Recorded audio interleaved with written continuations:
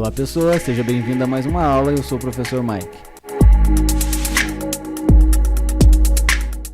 Então vamos fazer a questão da lista que diz o seguinte: determine a equação da circunferência que tangencia as retas dadas R e S, foram dadas equações gerais dessas retas, e sabendo-se que o ponto de tangência com a reta S é o ponto Q, 1 menos 4.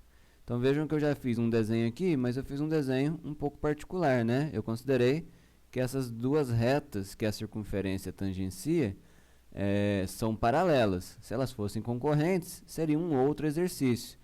Como que eu já desenhei elas paralelas? Por que eu disse que elas são paralelas? Eu fiz uma análise aqui anterior, rapidamente. A reta R, se você escrever ela na sua forma reduzida, né, isolando y, o que a gente vai ter? Y é igual a menos 3x sobre 5 mais 51 sobre 5. A reta S, da mesma forma, se eu isolo y, eu vou ter y igual a menos 3x sobre 5 menos 17 sobre 5. Ok? Então, eu percebo que tanto a reta R quanto a reta S têm coeficiente angular menos 3/5. Isso significa que elas têm a mesma inclinação. Isso significa que elas têm a mesma direção. Isso significa que elas são retas paralelas.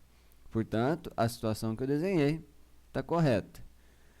Beleza, então, quando eu tenho duas retas paralelas, a maneira como a circunferência tangencia as duas retas, desculpa, é estando entre elas, né?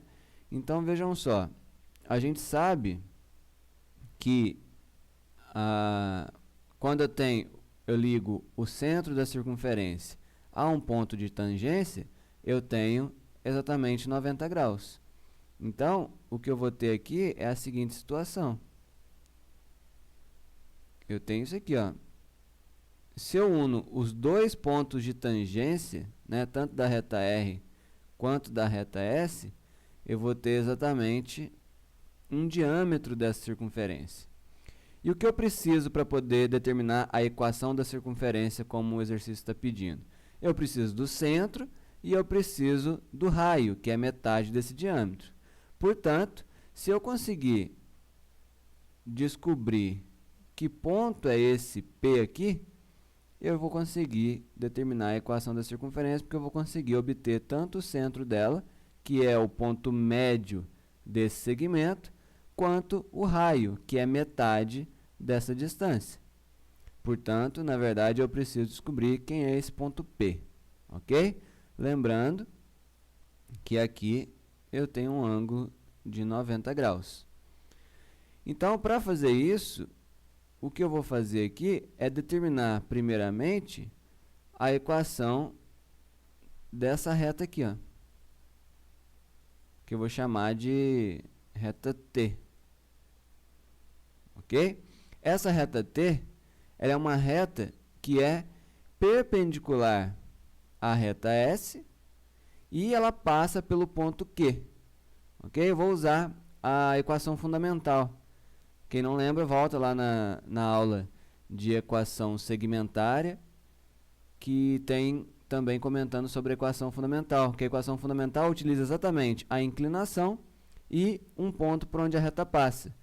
Então, eu tenho que a reta T, ela seria y menos o y de um ponto por onde ela passa, que menos 4, vai ficar mais 4, igual a inclinação dela.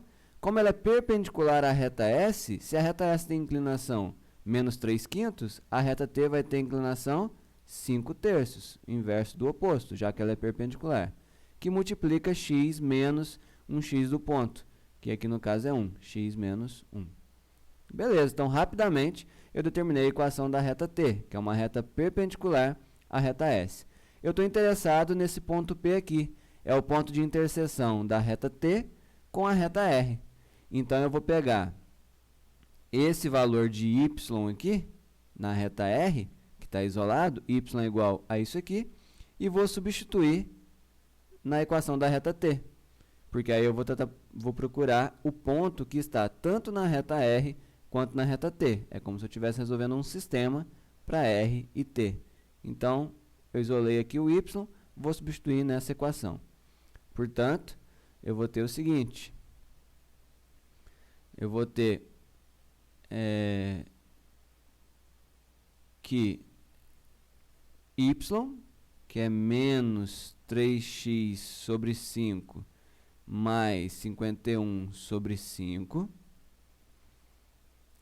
mais 4, é igual a 5/3 de x menos 1. Ok? Aí agora é fazer continha. Eu tenho aqui menos 3x sobre 5. Aqui eu vou ter esse 4,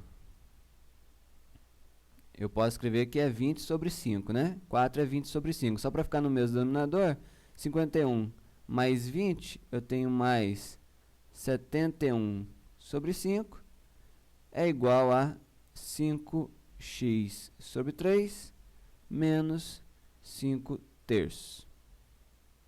Tudo bem?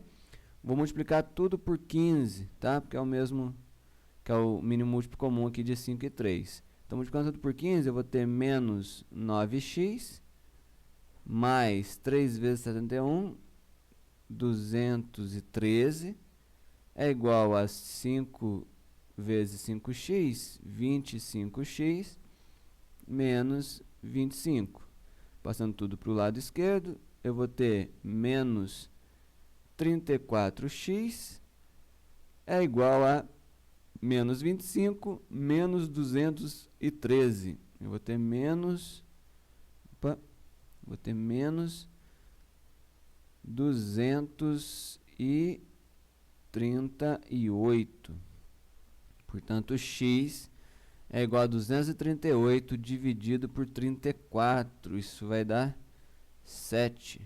Então, x é 7. Ou seja, o x do ponto P é 7. Como é que eu faço para calcular o y do ponto P? O y do ponto P, eu posso jogar na equação da reta R. Vai ser menos 3 vezes 7, menos 21 sobre 5, mais 51 sobre 5. Menos 21 mais 51, 30. 30 sobre 5 é 6. O y é 6. Beleza? Então, o y do ponto P é 6. Então, está feita praticamente a minha questão. Eu preciso do centro da circunferência. Vamos lá. O centro da circunferência eu vou chamar de C. Ele é ponto médio. Ok? Então, o centro da minha circunferência, ele vai ser 7, que é do ponto P, mais 1 do ponto Q, sobre 2. E ele vai ser 6 do ponto P, menos 4 do ponto Q, sobre 2. E, portanto, o meu ponto C, ele vai ser igual a 4 e 8 sobre 2, 4, e aqui 2 sobre 2, 1. Ou seja, o centro da circunferência é o ponto 4, 1. Só me resta saber agora qual é o raio. Para fazer o raio, eu posso fazer a distância do ponto C, até o ponto Q, por exemplo. Tá? Esse vai ser o meu raio. Não tem espaço aqui para fazer, eu vou fazer aqui, tá, pessoal? Então, vou calcular essa distância aqui. A distância do ponto C até o ponto Q seria raiz de 4 menos 1, 3 ao quadrado, mais 1 menos 4, 5 ao quadrado. Raiz de 9 mais 25, raiz de 34.